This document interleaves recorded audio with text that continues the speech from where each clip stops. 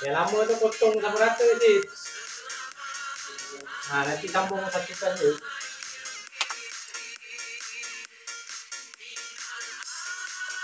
Alhamdulillah, syukur ya Allah. Panas.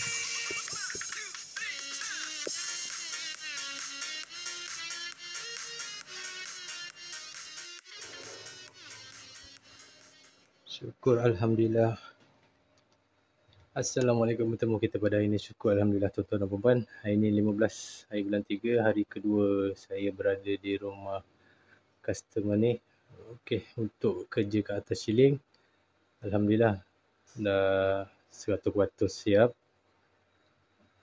So tinggal fitting DB saja dan soket outlet untuk water heater saja. Okey, ni point untuk water heater yang pertama. Dan ni dia punya casing tulang. Terus sampai ujung. Dan tu water heater yang nombor 2. Point yang terakhir. Dalam casing ni hanya point water heater dan aircon saja. 4mm punya kabel saja. Allahu Akbar. Okey, tu dia punya DB 2x1, sambung 2x4. Listrik sana. Sekejap, tunjuk.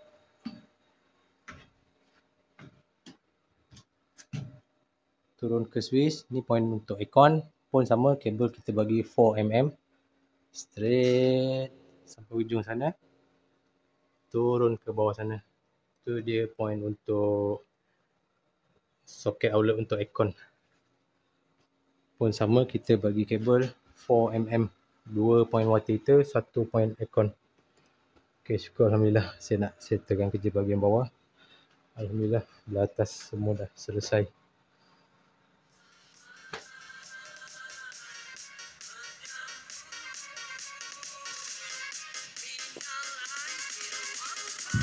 Panas.